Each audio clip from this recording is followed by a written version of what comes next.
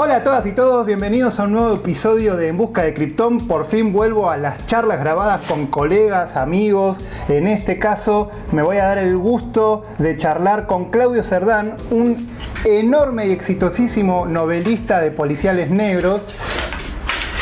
Esperá que mi perro se puso a perseguirse la cola y me arruinó toda la introducción. Mi perro básicamente es un almohador tirado en el piso todo el día, no hace nada. Y ahora que apreté rec, de repente finge que tiene vida. ¡Qué hijo de puta! Bueno, va de nuevo. Hablar con Claudio Cerdán, un exitosísimo novelista de policiales negros de España, que en Argentina se han editado varios de sus títulos, pero todavía no es tan conocido acá, mientras que en Europa ya se ha publicado en varios idiomas, por el resto de Latinoamérica tengo entendido que también, y ha ganado un montón de premios que la lista es larga y no me la sé. Esos datos los pueden googlear. Lo importante es que vamos a aprovechar a Claudio Cerdán para que nos hable de novela negra y, por supuesto, me toca mencionar, es el guionista de Toxic Detective, el libro que acaba de salir, que ya está a la venta, que lo pueden comprar en el link acá abajo en claudiocerdán.com. ¿Qué haces, Claudio? ¿Cómo estás? ¿Todo bien? Hola Sergio, ¿qué tal? Muy bien. Bueno, hacía rato que tenía ganas de grabar este episodio con vos y estábamos esperando el momento ideal, que era este, en el que nuestro hijo por fin sale a la venta en las librerías. Sí, igualmente. La verdad es que hemos tenido mucho lío con el cómic, no encontrábamos espacio para hacer nada más que el cómic. Y ahora que, digamos, por fin ya ha salido, ya podemos respirar y estar más tranquilos y mantener una charla un poco más distendida, sin deadlines. Sí, por supuesto que en el episodio de hoy vamos a terminar hablando de Toxic Detective porque es un producto del cual puedo hablar por los dos, que estamos muy orgullosos. Mostralo en cámara, ya que lo tenés por ahí, ¿no? Porque en Argentina todavía no llegó, él ya lo tiene en mano.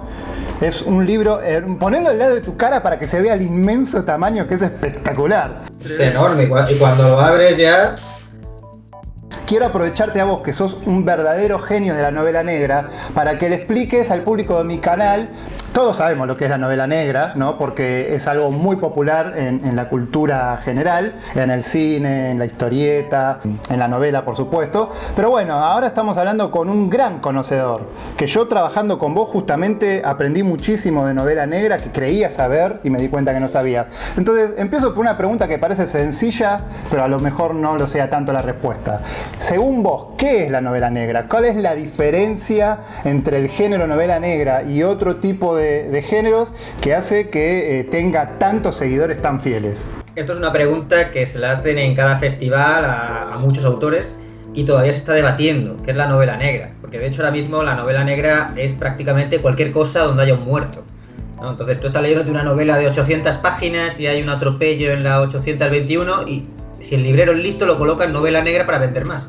Desde mi punto de vista la novela negra procede de la novela detectivesca, entonces suele tener una investigación, debe haber un misterio y muchas veces se juega también con el propio lector. Tú le vas dando pistas para que el lector sea capaz de recomponer el rompecabezas y de llegar a la conclusión antes que se muestre escrita, ¿no? Entonces, de alguna manera existe ese juego. Pero lo que realmente para mí significa la novela negra es que para mí una novela es un viaje. Yo cada novela que escribo o que leo, para mí tiene que ser un viaje. No tiene que ser un viaje a la India ni a países lejanos. Puede ser un viaje a mi propio barrio, pero un viaje a cosas que yo desconocía de él. Entonces la novela negra creo que es la mejor para sacar las miserias de la sociedad, esa que están delante de nuestras narices pero que no queremos ver, ¿no? Muchas veces hacemos ojos de ciego, retiramos la cara, no queremos asomarnos a esa realidad, ¿no? Y una buena novela negra directamente te la muestra, te la enseña a la cara cruda y te dice, esto es lo que hay, esta es la realidad, esta es la verdad negra, la verdad oscura de esta sociedad que tenemos. Justamente eso es lo que nos fascina, ¿no? Porque nosotros podemos estar en un lugar totalmente seguro, bajo el resguardo, la calefacción de nuestro hogar, y estamos adentrándonos a mundos súper oscuros, donde los personajes son mucho más libres que nosotros porque se manejan con otros códigos éticos totalmente diferentes. En mi primera novela, El país de los ciegos, hice una descripción que yo uso mucho de ejemplo, y es que el personaje, el tuerto, describe un parque infantil donde hay niños jugando. Y todo muy alegre, están los niños jugando con los columpios, lo pasan muy bien, y él te cuenta que por las noches, cuando se van los niños, ahí van los drogadictos a meterse droga en los bancos de ese parque. Y entonces, que si escarbas un poco con el pie en la tierra, te encontrarás jeringuillas enterradas, ¿no?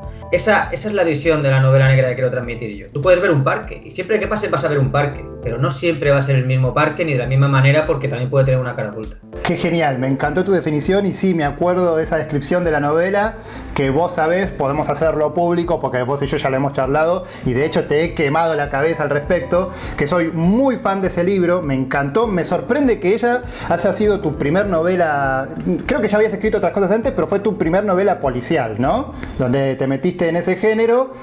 Y creo que es mi favorita, porque me falta leer un par de libros tuyos, pero por ahora es el que más se quedó dando vueltas en mi cabeza. Me encanta el tuerto como protagonista, me encanta la voz de él que te cuenta la historia y hasta te estoy pidiendo que por favor hagamos un cómic con él. Es un personaje espectacular, porque es de esos antihéroes que hace cosas que uno se supone que jamás haría o no debería y él las hace, ¿no? Cruza esas líneas y a la vez tiene un código ético. Sí, mis novelas negras digamos que no van muy a la moda actual, que hoy día lo que digamos prima más el thriller, ¿vale? También he escrito varios thrillers, pero a mí lo que me gusta es la novela negra contundente. De hecho, la última reseña que leí de una novela mía decía que era una novela de acción, que me gustó mucho eso. Por una novela de acción pasan muchas cosas, ¿no? Realmente no hay tantas novelas de acción. La novela negra a lo mejor están hablando 100 páginas, ¿no? Hasta que de repente aparece, yo qué sé, un cadáver o algo un catalizador, ¿no? Que hace un poco espabilar al lector y mantener la atención. Pero si vas manteniendo eso durante todo el tramo de la novela, queda muy divertido. Sí, sí. Y el tuerto, mis lectores sí son fieles. La verdad es que tengo esa suerte de que tengo un pequeño grupo duro de lectores que sabe que cada cosa que hago van a querer leerla. Y el tuerto, que fue mi primer personaje, yo creo que esa novela funcionó principalmente por el personaje, porque el personaje fue muy impactante, era un auténtico bastardo, pero a la gente le cayó muy bien. O sea, todo el mundo quería irse a tomarse una cerveza con el tuerto, ¿no? Era muy curioso. Eso era también por el código ético que tú dices, un código de honor que tampoco era tan allá, era un poco lealtad hacia sus pocos amigos. Claro. Es un tipo que primero golpea, después pregunta, o sea, constantemente. Primero le da una paliza a uno, después lo interroga, o sea, no lo interroga y después lo ataca, ¿no? Sino es un tipo muy brutal, va muy directo, ¿no? a la pelea, a buscar la confrontación, no le importa que le den una paliza porque él sabe que va a pegarle otra después. O sea, si fuera un guión, probablemente habría tenido más llegada que al ser una novela, porque la gente cuando lee una novela no se espera esa contundencia, ¿no? Bien, utilicemos al tuerto como un punto de partida para hablar de esto que me interesa mucho. En realidad, más que hablar del tuerto, quiero que hablemos de vos. Si hay algo que me di cuenta y me causa mucha gracia, trabajando con vos durante todos estos años, es que vos tenés muchísimo conocimiento criminal. Cuando discutíamos alguna escena de nuestro cómic Toxic Detective, vos aprovechabas para darme explicaciones de cómo funcionaban ciertos aspectos. Desde hablarme detalles de cómo funcionaba un arma, que lo sabías, tenés todas las armas que existen estudiadísimas, y vos, depende en qué situación, si tuvieras que pegarle un tiro a alguien, ¿cuál arma usarías? Y me habías explicado cómo piensa la mente criminal. Vos, para crear el tuerto, yo me imagino, esto es un prejuicio que tenemos todos los lectores con los escritores, es que pareciera que cada personaje que uno crea, la voz protagónica, es una especie de alter ego del escritor, que en realidad no siempre es así. Pero bueno, sí caí en este pensamiento leyendo tus diferentes novelas y me da la sensación de que vos, que sos un tipo tan educado, tan tranquilo, tan buena onda, debes, tipo Flanders, ¿viste? En Los Simpson, que en realidad tiene un lado oscuro que nunca saca y lo sacás a través de tus novelas. Pues a mí me sucede una cosa muy curiosa, y es que intento alejarme lo más posible de mis libros. O sea, yo soy una persona que te lo preguntas a mis amigos sobre mi familia o sobre algún gusto concreto y a lo mejor no te lo saben decir porque me cuesta abrirme a esos niveles, ¿no? Yo quedo con mis amigos para pasármelo bien, pero soy bastante... mis cosas son mías, ¿no? Y en los libros, yo conozco gente que ha escrito sobre la muerte de su hijo con todo lujo de detalles y cosas así, y yo no. Yo intento alejarme lo máximo posible de lo que es mi realidad, precisamente también buscando, pues eso, el viaje. Yo quiero ir a sitios donde no he estado, ¿no? Y algo que me fascine, y pues puede ser, por ejemplo, el mundo del crimen, el mundo del AMPA, sí. Y simplemente pues creé la voz del tuerto, creé una voz contundente de de frases cortas, la misma contundencia que él utiliza en las escenas de acción, que realmente son 3 líneas las escenas de acción, porque da un puñetazo y si él tiene que dar un segundo puñetazo es que ha perdido la pelea, ¿no? Entonces el tuerto básicamente da un puñetazo y deja al otro descolocado. Es un tipo de casi 2 metros, muy grande, ya un poco fondón, en fin. Te interrumpo porque tengo que hacerte esta pregunta. ¿Alguna vez a vos, Claudio Cerdán, te tocó darle un puñetazo a alguien? No, yo no me he metido nunca en ninguna pelea. Han intentado pegarme muchas veces, pero yo me he quedado así plantado diciendo no me vas a pegar y al final, no sé, se aburren de mí o no sé, o se van para otro sitio. Me consta mucho que sobre todo lo que vos escribís tenés mucho que investigar, sobre todo por lo que venís mencionando de que vos contás cosas que no tienen nada que ver con tu vida. Me has contado que has tenido que visitar cárceles, supongo yo. ¿A dónde investigas lo que es la vida de la mafia? De hecho, recuerdo cuando te dije que había estado varias veces en la cárcel y te lo dejé ahí en stand-by y te quedaste como diciendo, ¿cómo? ¿Qué has hecho? No, yo he estado en la cárcel varias veces de visita, he estado presentando mis libros allí con los presos. Y simplemente muchas veces es escuchar, porque la gente simplemente quiere que le escuche. Entonces te sientas con ellos, te cuentan cosas, te bromean, te vacilan, y bueno, igual que en la cárcel, en la propia vida, ¿no? Yo me he cruzado con mucha gente de muy diversos tipos, y al final un poco lo que leíste en el País de los Ciegos, ¿no? Al final el camello es un tipo muy simpático, el otro que puede ser un asesino o un tal, a lo mejor también te cae muy bien, muy simpático, que tenga luego esa faceta, ¿no? Al final cuando los escuchas, pues te das cuenta que son personas, pero que en algún momento, digamos, se ponen el gorro de ahora tengo que ser un capo mafioso, ahora tengo que hacer lo otro, y ya cambian, ¿no? Yo siempre digo que incluso los malos tienen sus amigos, tienen sus novias, tienen sus hijos, lloran, ríen, tienen frío igual que todos nosotros, ¿no? Entonces tampoco hay que estereotipar, es lo que he aprendido, digamos, hablando con esta gente. Me agarro de algo que acabas de mencionar recién. Dijiste, nos damos cuenta que son personas. Porque nosotros, los que se supone que estamos del lado correcto de la línea que separa lo que está bien de lo que está mal, como que nos resulta más cómodo asumir que los criminales no son personas, porque no queremos hacernos cargo de que todos potencialmente podríamos terminar haciendo algo, y vos lo que haces es meterte en la mente de ellos. Por supuesto tenés que intentar entenderlos, como el trabajo de un actor, ¿no? Ser ellos durante largos periodos de meses. Sí, pero bueno, y con la policía igual, ¿no? Muchas veces pensamos que la policía es de una manera determinada y realmente hay gente que simplemente va a fichar, a hacer su jornada, a meterse en los mínimos problemas posibles, intentar hacerlo bien todo, ¿no? También, digamos, son personas, cuando te paran, tú dices, ostras, este tío viene a detenerme, etcétera, etcétera, o cuando están deteniendo a alguien, ¿no? Los ves como la figura, el policía, no sé cómo decirlo, estereotipado, ¿no? Pero esa persona a lo mejor también tiene, cuando está luchando con alguien borracho en un bar para detenerlo, a lo mejor está pensando, ostras, que mi familia está en mi casa, que no me pase nada ahora mismo en este momento, ¿no? Al final van un poco los tiros por ahí. Cuando estás en la cárcel, te encuentras de todo. Yo me encontré un ingeniero con varias carreras que había firmado los papeles que no debía y le habían caído 5 o 6 años. Y ese hombre pues tenía un montón de... No va a volver a delinquir probablemente, ¿no? Le pasó eso y ya está. Y luego en un club de lectura, un chaval que tenía al lado, me dijeron que era sicario, que le había pegado 2 tiros a uno, o tenía 2 o 3 muertos. Y yo hablando con él me dijo que sí, que él estaba muy perdido entonces, que tomaba mucha droga y que en la cárcel había conocido a Dios, ahora se había hecho religioso, y que ya cuando saliese que no iba a volver a hacer nada. Yo lo vi muy tranquilo y muy sereno y en fin, que de alguna manera también sirve para reinsertarse, ¿no? Siempre habrá quien no se pueda reinsertar, siempre habrá quien prefiera ese camino. De hecho, en la historia del tuerto, el tuerto empieza saliendo de la cárcel diciendo que va a seguir delinquiendo, pero que no va a volver a la cárcel, ¿no? Digamos que ese es su objetivo, no sabe hacer otra cosa y va a dedicarse a eso, ¿no? Es un poco más ficción. Ya estuvimos mencionando mucho El País de los Ciegos, que es la novela donde este tuerto que tanto mencionamos es protagonista. También hay otra novela muy en la misma línea del País de los Ciegos, que me gustó muchísimo tuya, que fue la primera que leí, 100 años de perdón. Y vos lo sabés muy bien, el perro, que es el protagonista principal de 100 años de perdón, me fascina y uno de los personajes de Toxic Detective, originalmente en la primera versión de Toxic Detective que iba a suceder en Alicante, utilizamos al perro como personaje que ahora evolucionó. O sea que para ustedes, los lectores de Claudio Cerdán, que amaron al perro porque es un gran personaje en 100 años de perdón, sepan que hay un personaje que es bastante obvio, creo que es idéntico al personaje. Para mí siempre fue el perro, de hecho en el guión ya figuraba con su nombre en inglés, y para mí siempre fue el perro, nunca me lo aprendí su nombre en inglés.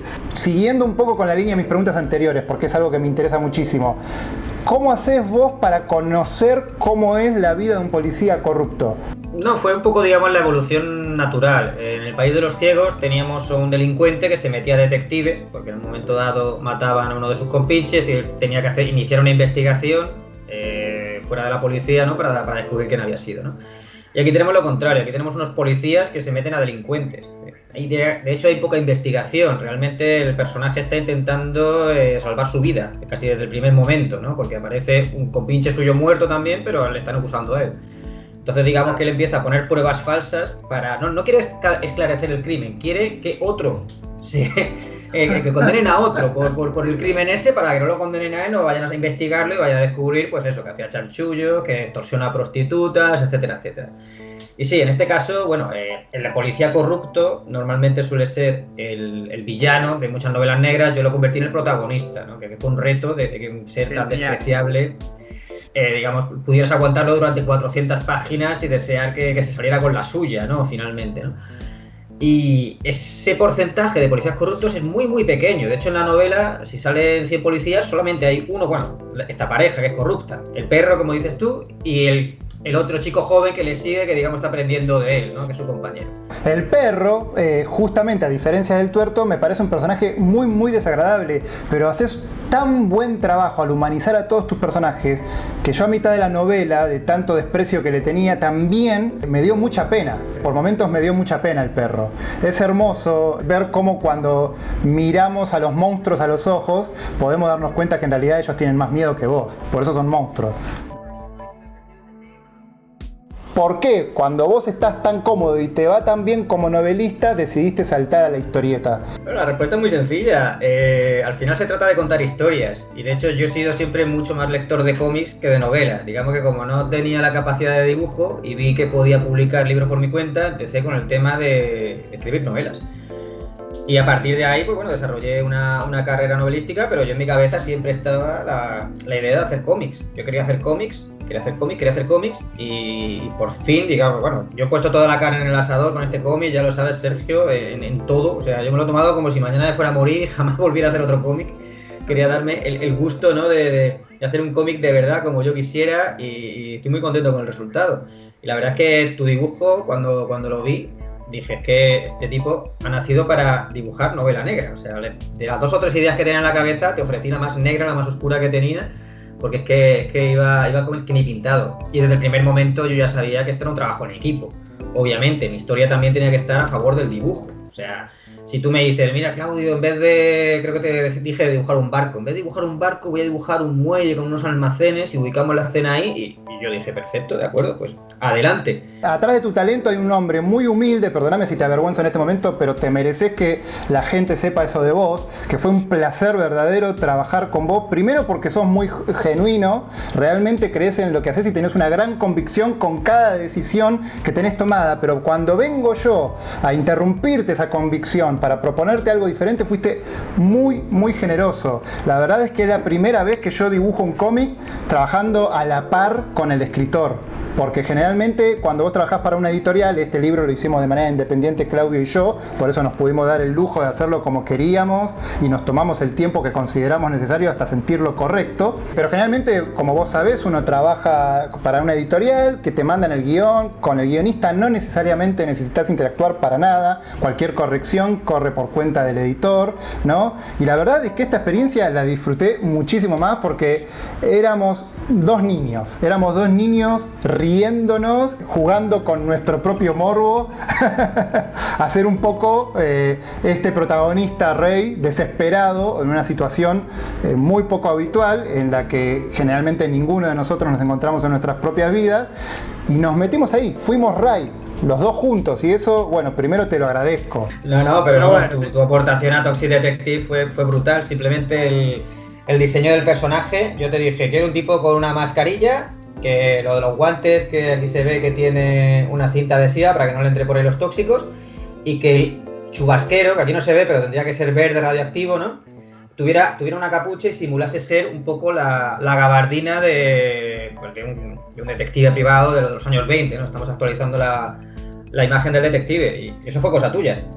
Te llevó 2 o 3 bocetos y yo tenía algo en la cabeza, pero hasta que no lo vi dibujado realmente eso no existía. Esto, creación tuya. ahora que venga el momento en donde vamos a venderle nuestro libro un poco a la gente, ¿no? Que ya lo han comprado un montón de personas, porque les podemos contar que la experiencia para realizar de manera independiente este libro fue realizarlo a través de un crowdfunding. Crowdfunding, digamos que podría ser una preventa. Tú haces una campaña, pides una determinada cantidad de dinero con la que crees que vas a poder sacar adelante el proyecto, en nuestro caso era un cómic, y si se alcanza esa cantidad, el proyecto se lleva a cabo. Si no se alcanza esa cantidad, la gente recupera su dinero, ¿no? Entonces nosotros nos pusimos una meta que la superamos, o sea, tuvimos bastante suerte, funcionó muy bien la campaña de crowdfunding y conseguimos hacer el cómic no solo como lo teníamos previamente pensado, sino que al final lo hemos sacado en tapa dura, con más páginas, etcétera, etcétera. O sea, que yo por lo menos estoy encantado. Y contamos con la ayuda y el apoyo de muchos historietistas que nos cedieron además sus originales para que, digamos, fuera una recompensa extra que también nos ayudó a conseguir. Durante la campaña de crowdfunding, todos estos artistas dibujaron originales que se pusieron a la venta entre el público, y con eso también financiamos la producción del libro, y tuvimos la suerte de que nos fue tan bien que terminamos incluyendo esas ilustraciones en los extras del libro. O sea, terminó siendo una edición de lujo. Sí, fue increíble. Santiago Segura nos ha escrito una gran frase. Santiago Segura es conocidísimo en España. Te pregunté a ti si era conocido en Argentina y me dijiste que era ultra famoso, con lo cual es un gran empuje para el cómic, porque digamos que todo el mundo conoce a Santiago Segura, sabe quién es y está arropando muy bien el cómic. Y lo de Mark White, yo directamente me dio un síncope cuando me enteré que Mark White había escrito una frase para nuestro cómic. No, fue muy divertido porque tú decías, sí, hombre, conozco un tipo que es un editor que... Y yo digo, ¿quién es? Mark White. Y yo, Mark White, me acababa de releer Kingdom Come hacía un par de meses, ¿no? Y yo digo, madre mía, pues este hombre ha escrito obras maestras. Y parecía un imposible, y también se dignó a ofrecernos una frase muy generosamente, sí. Y otro gran artista que también colaboró con nosotros fue David Galán Galindo, el cineasta que estrenó el año pasado en Netflix Orígenes Secretos, su primer película, que a mí me encantó. De hecho, el dibujo que tengo al lado mío en este momento es un original que hice para vos, David, que ya llegó a España, así que pronto debe estar por llegar a tu casa. Muchísimas gracias por la introducción que nos escribiste y todo el apoyo en redes que haces todo el tiempo. Muchas gracias. La pasamos tan bien trabajando que mientras ni siquiera teníamos terminado Toxic Detective, que ya empezábamos a tirar ideas para crear lo que nosotros en chiste, ya tendremos que buscarle un nombre más elegante, pero nosotros ya hablábamos como de manera hasta seria, decíamos el Cerdamverse, ¿no? Crear un universo que en realidad tu guión de Toxic Detective iba a suceder primero en Alicante, y yo te pedí que me dieras más libertad, como yo tenía que dibujar a esta ciudad donde sucedía Toxic Detective como un personaje más, donde todo se tenía que ver muy venenoso y muy tóxico y todo era amenazante para el protagonista. Dije, dame más libertad, si yo tengo que dibujar palmeras, y la verdad es que las fotos que yo he encontrado de Alicante me parece una ciudad hermosa. ¿Cómo puedo convertir eso en un monstruo? Sí, bueno, cuando hablábamos juntos, ¿no? de Toxic Detective y se iban acercando las páginas finales, yo por lo menos lo echaba de menos ya, diciendo, me gustaría seguir trabajando con Sergio, hacer más cosas, y claro, la imaginación se te desboca.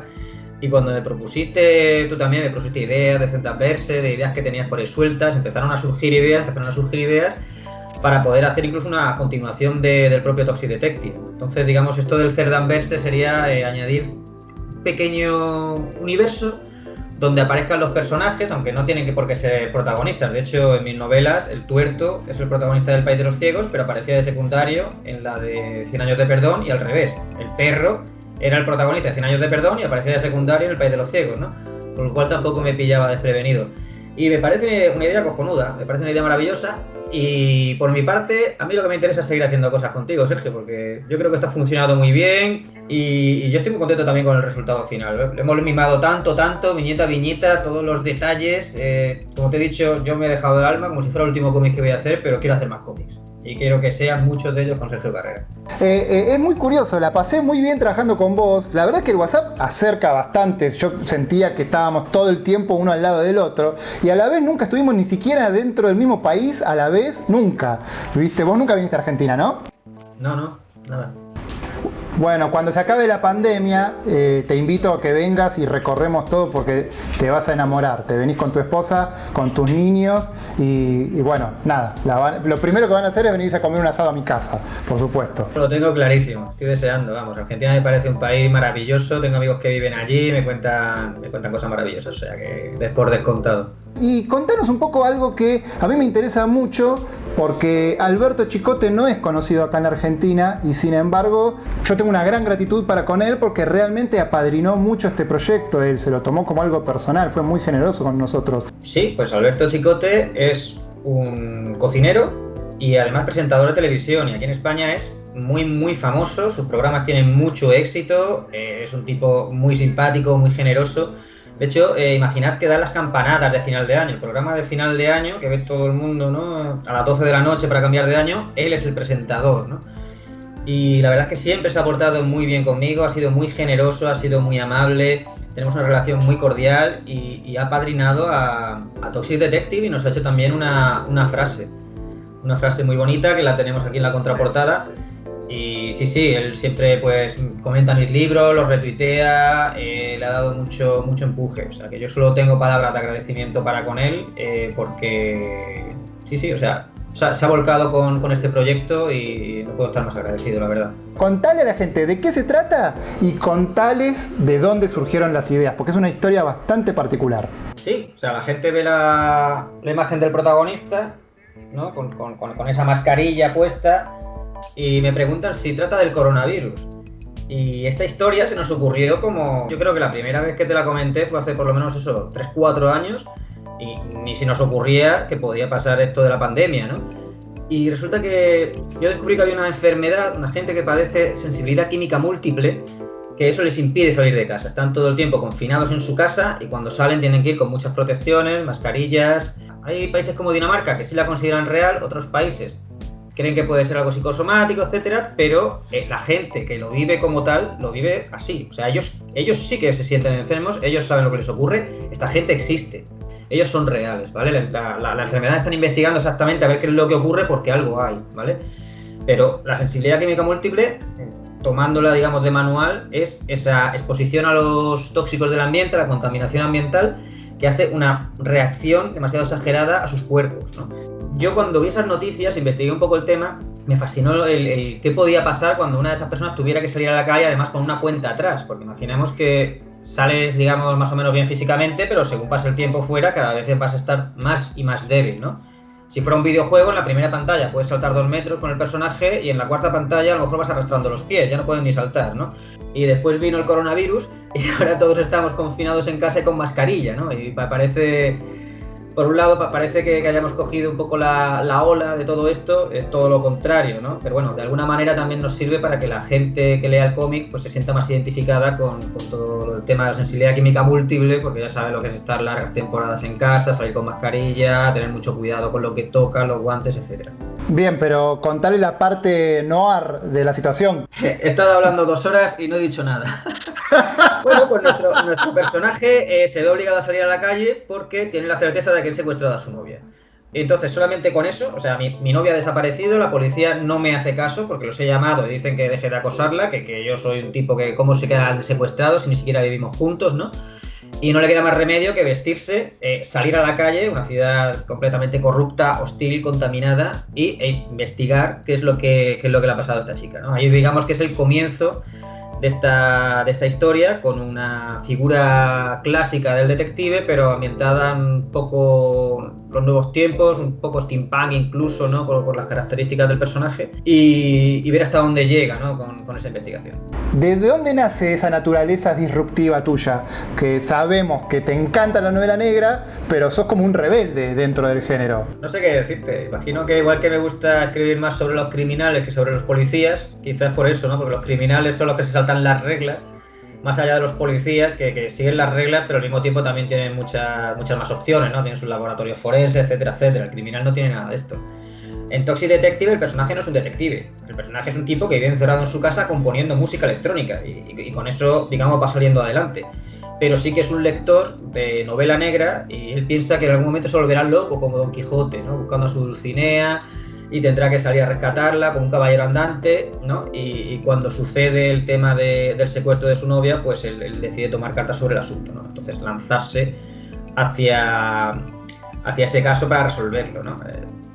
¿Qué habría sido lo lógico? El no romper las reglas. Pues un policía que tiene que investigar una desaparición, un detective privado si queréis, y va siguiendo pues las pistas, las miguitas de pan hasta dar con el paradero de la chica, ¿no? Yo aquí he puesto un personaje que directamente no tiene ni amigos, no tiene apoyos, está él solo contra la ciudad, contra todo, con enemigos que le superan en número y además va enfermando por momentos, ¿no? Digamos que sí se rompen algunas reglas, pero al mismo tiempo yo creo que se hace más interesante también. La denuncia social no está explícita, entonces hay que rascar un poco y darte cuenta de que está si quieres verla, si no, perfectamente no puedes verla, ¿no? Se habla, por ejemplo, de las ciudades cada vez más contaminadas, se habla del extraño, que preferimos apartarlo y no verlo, como pueden ser los enfermos de sensibilidad química múltiple. Y por ejemplo, hay detalles tan sutiles como hay un momento que aparecen 3 prostitutas hablando, ¿no? ¿Y de qué están hablando? Están hablando de sus hijos. Están hablando de sus hijos, que no saben cómo educarlos, que uno de sus hijos, uno de los niños le pregunta por su papá, no sabe qué decirlo, está preocupada. Es una pincelada, es un simple detalle, ¿no? Pero ahí es donde yo voy metiendo poco a poco la capa de denuncia social. Hablamos de los trastornos mentales que pueden suceder a la gente que está sola, hay muchos detalles que están ahí solapados, incluso hablamos del acoso en un momento dado, ¿no? Pequeñas pinceladas, pero es el propio lector el que tiene que darse cuenta. Habrá lectores que se lo lean y vean una historia de acción simplemente, pero otros lectores que a lo mejor van un poco más al detalle, quizás sí que se vayan dando cuenta de estos elementos. Bueno, Claudio, te agradezco muchísimo que por fin hayamos encontrado el momento para poder grabar esto. Te agradezco muchísimo, muchas cosas más que te las diré en privado, como te las digo siempre. Y bueno, convénzase de comprar el libro. Lo pueden comprar en claudiosardán.com o en España está en todas las librerías. No, muchas gracias por invitarme. Por fin podemos hablar tranquilamente sobre nuestro cómic, sobre nuestras cosas. Nada, una última puntualización, el book trailer que vais a ver ahora, el narrador es Claudio Serrano, que es un doblador profesional de películas en España y es, por ejemplo, el que le pone la voz a Batman. Es el doblador de Ben Affleck y de Christian Bale. El Christian Bale. Es el que le pone la voz a los dos, con lo cual ha puesto la voz a todas las películas de Batman nuevas. Tenemos a nuestro personaje, habla con la voz de Batman. No quieres ser como yo. De verdad. Es lo último que deseas. Padezco sensibilidad química múltiple. Cada tóxico del ambiente me debilita. Por eso llevo años encerrado en casa. Solo. En mi prisión. Y a veces sueño. Fantaseo con que soy un detective. Y salgo a la calle. Y me enfrento a una ciudad sucia y hostil. Y me encuentro con policías corruptos, delincuentes y asesinos, y les doy una paliza, y ellos me la dan a mí, y lucho por mi vida, y los electrocuto, y disparo, y los mato. Puede que solo sea un sueño, o que haya pasado realmente. Pero, de verdad, no quieres ser como yo. Si con eso no compran el libro, los convenceremos con el próximo que hagamos, ¿no? Seguro que sí. ¿Ven? Esto es lo único que hace plomo en todo el día, excepto cuando estoy grabando.